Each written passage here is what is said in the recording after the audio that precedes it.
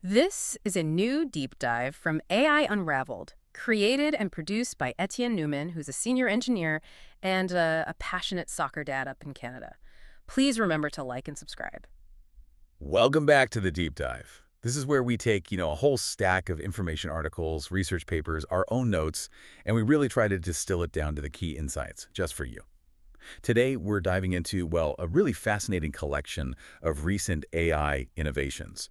It's a snapshot of what's happening like right now in June 2025, our mission, Yeah. to get you quickly up to speed on the real cutting edge of AI, from the big, profound implications down to some, honestly, pretty surprising real-world applications. That's right. And the pace. I mean, it's just incredible, isn't it? It feels like things are changing daily. Totally. We're going to touch on quite a bit today. Everything from, these really critical discussions around AI safety protocols, the intense talent wars shaping the industry, all the way to very practical stuff, like how AI is transforming healthcare and even what's next for smart eyewear. It's a really diverse landscape. It really is. And actually, before we jump right into that first topic, I wanted to quickly mention some great resources from Etienne Newman. He's really committed to helping you get ahead in the AI space. He's put together some excellent AI certification prep books. We're talking Azure AI Engineer Associate, Google Cloud Generative AI Leader Certification, AWS Certified AI Practitioner Study Guide, Azure AI Fundamentals, and the Google Machine Learning Certification too. You can find all of those over at djamgatetech.com.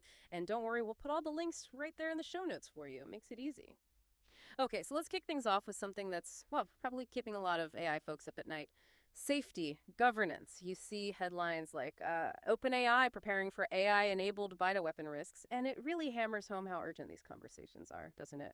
It absolutely does. And it shows they're taking proactive steps, right? It's not just theoretical anymore. Essentially, OpenAI is building out these internal protocols because there are, very real concerns that their advanced models could potentially be misused, specifically for designing biological weapons. They call it dual-use capability. Dual use. Yeah. Yeah. And they're actually anticipating that the models coming after their O3 reasoning model, that's their next big one, will likely trigger a high-risk status under their own preparedness framework, specifically for biological threats. Wow. Okay, so how do you even start to mitigate something that sounds so serious? What can they actually do? Well, they're putting a few things in place. One big part is training the models themselves to refuse harmful requests. Just, build that refusal right in. They're also deploying what they call always-on systems designed to detect suspicious activity. And they're doing a lot of advanced red teaming. Red teaming, like trying to break it themselves. Exactly. Yeah. Stress testing it to find vulnerabilities before someone else does. And they're not doing it in a vacuum. They've got a biodefense summit planned for July with government researchers, NGOs. And it's not just OpenAI. Anthropic activated similar, quite strict protocols when they released their Claude 4 family. So what's the bigger picture here? What should we take away from this? I think the key takeaway is that these AI leaders are moving past just talking about risks. They're actively building guardrails. They see AGI or something close to it on the horizon, and they understand it's a potential double-edged sword.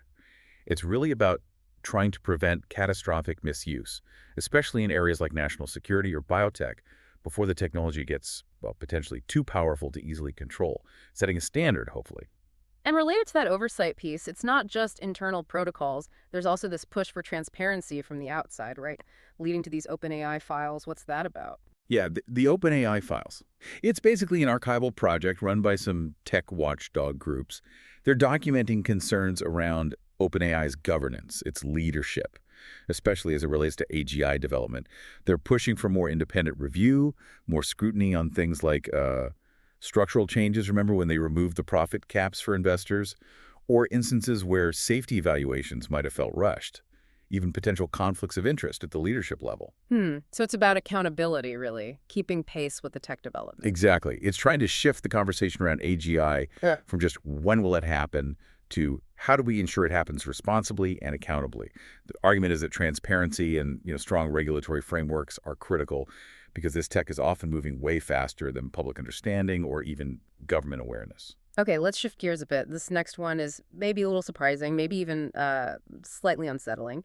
It's about how interacting with AI might actually be affecting our brains. An MIT study looked into this. Yeah, this MIT study is pretty eye-opening. They had students write essays, some with help from LLM chatbots, some without, and they used EEG headsets to measure brain activity. What they found was, well, pretty significant. The students using the LLMs showed markedly reduced brain activity, specifically brain connectivity. They measured it using something called DDTF.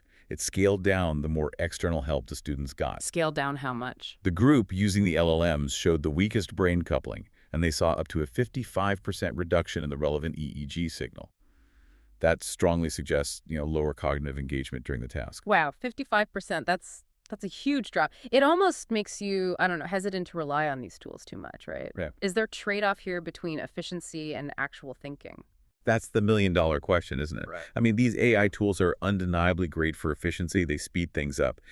But this study really does suggest that over-reliance might come at a cost. It could potentially hinder critical thinking skills, maybe even long-term cognitive development. It's definitely something we need to be mindful of, particularly in education. Absolutely. Food for thought there. Okay, moving from our brains to the workplace. What do people actually want from AI at work? Stanford did a study, surveyed about 1,500 workers. What did they find? So the Stanford study has some really interesting findings, and it highlighted a bit of a potential disconnect, actually. The main takeaway was that workers overwhelmingly want AI tools to assist them, not replace them. They really value transparency, understanding how the AI works, and opportunities to learn new skills alongside the AI. Okay, assist, not replace. That makes sense. What was the disconnect you mentioned? Well, they found that something like 41% of startups coming out of Y Combinator, for instance, are focusing on automating areas that workers themselves consider pretty low priority. Huh. So what do workers want automated then, if not the high priority stuff? Mostly the low-value repetitive tasks, things like scheduling meetings, data entry, the tedious stuff that eats up time. The goal for them is to free up that time, to focus on more important, more engaging work. The researchers even developed this thing called the human agency scale. And they found that for nearly half the occupations they looked at, people preferred an equal partnership between humans and AI. Interesting. Any fields particularly resistant? Yeah, maybe not surprisingly, arts and media professionals showed the strongest resistance to automation. Only about 17% of creative tasks got positive ratings for AI assistance. So the big message for companies building these AI tools seems pretty clear then. I think so. It really underlines that ethical AI design in the workplace has to be about augmenting human potential, right? Making people better at their jobs, more productive, maybe even more fulfilled. It shouldn't just be about automating tasks purely for efficiency gains, especially if it bypasses what workers actually want and need. Right, focusing on the human side. Okay, let's pivot now. From the human impact to the high-stakes world of AI business and production. We've seen some wild deals lately, like that story about a solo-owned startup selling for $80 million. Yeah, that was incredible. A real testament to, finding the right niche. It's the story of Shlomo, an Israeli developer. He created Base 44, which he called a vibe-based AI coding interface. Vibe-based, okay. Laughs slightly. Yeah, basically it allowed non-programmers to build apps using natural language prompts. And it just took off, got like 10,000 users in 3 weeks, mostly just word of mouth. And he owned the whole thing himself. Pretty much bootstrapped it, yeah. He was the only shareholder. Which makes the next part even better. When Wix acquired them, he gave his 8 employees $25 million in bonuses out of the deal. Wow, that's fantastic. So Wix bought them. Yep. Wix plans to integrate Base 44 into their website building platform. Shlomo apparently felt they were the best partner to help scale it up. He'd only started it as a side project back in January. That's amazing. So what does a story like this tell us about the current AI market? Well, it really highlights that these smaller AI startups, especially if they have a really unique user experience or target a specific niche function, they're becoming super valuable acquisition targets. Big enterprise companies are snapping them up to quickly integrate that specialized capability. Shows innovation can still come from, well, anywhere. Definitely. Now, speaking of big companies making moves, Meta seems to be really aggressive in the AI talent war. They apparently tried to buy Ilya Sutskever's new company for like $32 billion. That's the report, yeah. Meta apparently made a serious attempt to acquire Say Superintelligence, which is the new AI venture co-founded by Ilya Sutskever, who is OpenAI's chief scientist, of course. And yeah, the valuation being thrown around was over $32 billion. And Sutskever said no. Apparently so. Rebuffed the acquisition attempt, and also reportedly turned down a separate effort by Meta to just recruit him directly onto their team. So what did Meta do then? Just walk away? Not exactly. Seems like Plan B was put into action. They've since hired Safe Superintelligence's other co-founders, Daniel Gross and Nat Friedman, and they've also apparently acquired a stake in their venture firm, NFDG. Ah, okay. So if you can't buy the company, hire the key people and invest in their network. Pretty much. It just shows how determined these big players are to get top AI talent under their roof, one way or another. It really underscores that fierce competition, doesn't it? The talent war isn't just a buzzword. Not at all. We're seeing these multi-billion-dollar plays for companies, or just for key individuals, especially if they come from those top-tier labs like OpenAI or DeepMind. The fight for the best minds is absolutely intense right now. And speaking of foundational players, Nvidia. We all know they make the chips, the sort of picks and shovels for the AI gold rush. But they're also building this quiet investment empire, right? And now, humanoid robots and their own manufacturing. And Nvidia's been quite busy on the investment side, backing dozens of startups across the whole AI ecosystem. Chips, robotics, foundation models, you name it. But this latest news is definitely a shift. They are seriously exploring using humanoid robots to help manufacture their own high-demand AI hardware. Humanoid robots building NVIDIA servers. That feels very meta, like AI building AI. It kind of is. The reports are that Foxconn, who manufactures a lot of electronics, and Nvidia are in talks to deploy these humanoid robots at a new factory in Houston. This factory is specifically for Nvidia's AI servers. When might this happen? The deployment could be finalized pretty soon, actually, and the robots could start working by Q1 of next year, right when the factory starts churning out Nvidia's new GB300 AI servers. If this goes ahead, it would be the first time an Nvidia product is made with humanoid robot help, and it would be Foxconn's first AI server factory using them on the line too. So what's the potential impact here? Is this the future of making complex tech? It could be a really significant shift. If it works, if it's efficient and scalable, it might just kick off a new era in high-tech manufacturing. You know, AI-designed hardware being built by AI-powered machines, it could totally change supply chains. Okay, shifting back to accessibility for a moment. Adobe, they've just launched a mobile app for Firefly, their generative AI tool. Yeah, that's a nice step forward for creators. Adobe's making its Firefly tools available directly on your phone, iOS, and Android, so you can generate images, text effects, that kind of thing, while you're on the go. So making it more integrated into daily workflows, basically. Exactly. It makes generative AI much more accessible, much more mobile first. Adobe seems to be positioning it as a sort of everyday creative companion you can carry in your pocket. Right. Okay, let's move into our final section, AI in action.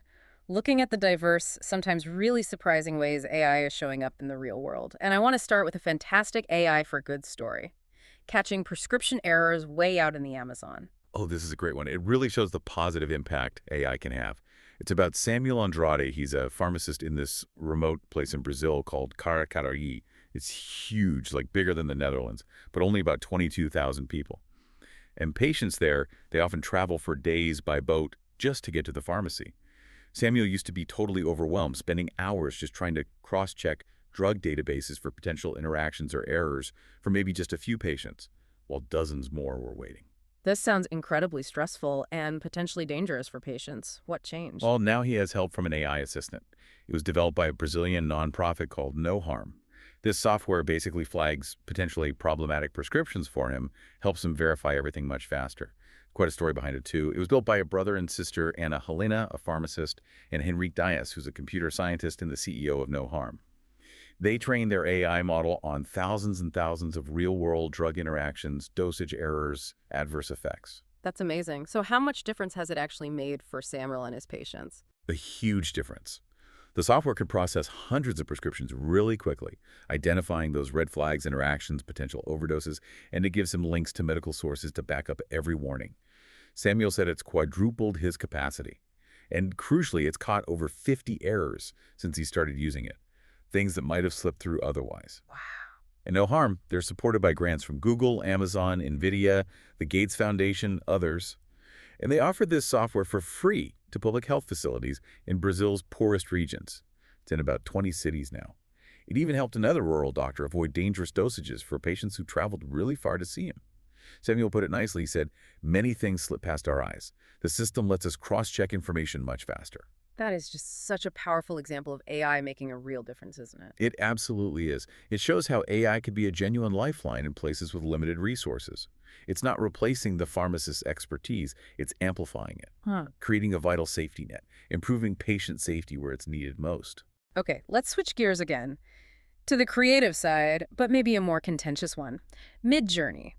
They've jumped into the AI video generation race, but they're doing it right in the middle of a big legal battle. Yeah, talk about timing. Midjourney just launched V1, their first AI video model. It lets users take an image generated or uploaded and animate it into a short clip, about 5 seconds, extendable maybe to 20. You can use automated motion or give it prompts like low or high motion. Okay, standard AI video stuff. So what's the legal firestorm part? Is it about the data they use to train it? Exactly. The launch comes while Midjourney is already facing a major copyright lawsuit from artists. And that lawsuit specifically names this new video service as a potential future infringement concern. So the legal challenges are kind of evolving alongside their tech. So what's the big takeaway there for the creative world? I think it's a really stark reminder that as this generative video tech gets better and more widely used, those fundamental questions about fair use, copyright, creative ownership, they're just going to get louder and more complex. These legal fights are probably going to shape how this whole field develops. Makes sense. Okay, looking ahead now, wearables and consumer AI. Meta's teaming up with Oakley for new smart glasses. Seems like the race for our faces is heating up. Agrees. Yeah, Meta is definitely pushing hard into smart eyewear.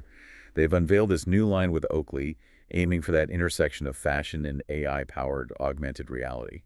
There's a limited edition model called HSTN for about $500, and other styles coming later this summer starting around $400. What makes these different? Are they targeting anyone specific? They seem to be targeting athletes, at least partly. They boast IPX4 water resistance, which is good for sweat and light rain. They say double the battery life of the current Meta Ray-Bans, and they can record video in 3K resolution.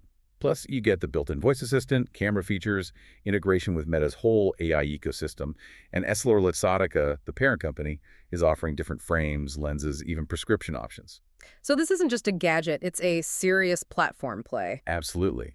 It shows that smart eyewear is becoming a major battleground for consumer AI. You've got Meta, Apple, Google. They're all vying to put intelligent, connected experiences right in front of our eyes. Expect to see a lot more of this. Okay, here's a wild statistic from China. A couple of AI avatars, virtual influencers, generated over $7 million in sales on a live stream in less than a day. It's pretty staggering, isn't it?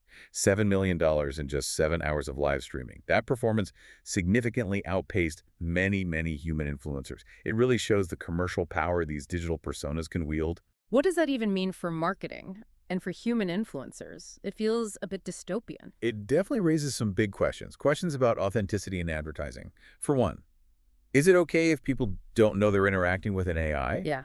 Then there's the obvious potential for labor displacement, what happens to human influencers. And it forces us to think about digital consumer psychology, how people connect with these non-human entities. It's clear AI influencers aren't just a gimmick. They're seriously disrupting marketing and entertainment. Yeah, fascinating and a bit unnerving. Okay, another medical breakthrough. A company from Taiwan, SURGLASSES. They've unveiled the world's first AI anatomy table. That's right. SURGLASSES has launched this tool that uses AI to visualize anatomy. It blends augmented reality with real-time diagnostic data. It's designed primarily for surgical training and planning. Imagine being able to interact with a detailed 3D anatomical model, almost like a hologram, integrated with real data. It's a whole new way to learn and prepare for procedures. So this could really change medical education and maybe surgery itself. Potentially, yes. It suggests that medical education and even surgical practice are heading towards a major digital transformation. Using spatial computing, AR, AI tools like this can drastically improve precision, enhance understanding, and give trainees unprecedented access to complex anatomical information. Okay, we're almost out of time, but let's squeeze in a few quick hits, other interesting bits of recent AI news. Sure. Quickly then. Perplexity now lets you generate short VO3 videos, complete with audio, just by tagging them on social media like Twitter X. Pretty neat. OpenAI rolled out a record feature for ChatGPT. It can capture audio from meetings or brainstorms, then summarize and transcribe it for you. Could be a big time saver. Oh, that sounds useful. Yeah. And in drug discovery, Sandbox AQ, which is backed by Nvidia, released a huge data set, GACE-AR, with like 5.2 million synthetic protein drug molecule structures to help train AI for discovering new medicines. And finally, researchers at Mass General Brigham developed an AI tool called AI-Seeky. It reads chest CT scans very quickly to look for calcium deposits, which are indicators of heart disease risk, helping doctors spot issues faster. Wow. Okay, so that was quite the deep dive. We've covered a huge amount of ground today from, AI safety and those really serious bioweapon protocols through the business side with talent wars and robotic manufacturing, all the way to AI saving lives in the Amazon, creating video, powering smart glasses, and even outperforming human influencers. It really shows how AI is touching almost everything. The pace is just relentless. It really is. AI isn't just some abstract tech concept anymore, is it? It's this incredibly dynamic force that's actively reshaping national security, industries worldwide, and, yeah, our everyday lives in ways that are just incredibly diverse and impactful. Staying informed feels more important than ever. Absolutely. And thinking about all this AI potentially catching catastrophic risks, but also maybe changing how we think, AI assisting doctors, but also creating virtual celebrities. It makes you wonder, doesn't it? As these advancements accelerate, how might they reshape not just our jobs or industries, but our very perception of what it means to be human and what it means to learn in this rapidly evolving landscape? Something to definitely mull over. And remember, this deep dive into AI innovations is part of the AI Unraveled series, all brought to you by Etienne Newman, dedicated to helping you navigate this space. If you are thinking about getting certified in AI, boosting your career, definitely check out Etienne's prep books. Again, that's Azure AI Engineer Associate, Google Cloud Generative AI Leader Certification, the AWS Certified AI Practitioner Study Guide, Azure AI Fundamentals, and the Google Machine Learning Certification. They're all available over at djamgettech.com. Right. And also, don't forget Etienne Newman's toolkit. It's called the AI Unraveled Builders Toolkit. It's packed with resources, AI tutorial PDFs, more certification guides, even audio and video tutorials to really help you get hands-on and start building with AI. All the links for the books and the toolkit are right there in the show notes. Easy to find at djamgate.com. Thanks so much for joining us on the deep dive today. Yeah, thank you. And please be sure to like and subscribe to AI Unraveled so you don't miss our next deep dive into the fascinating world of artificial intelligence.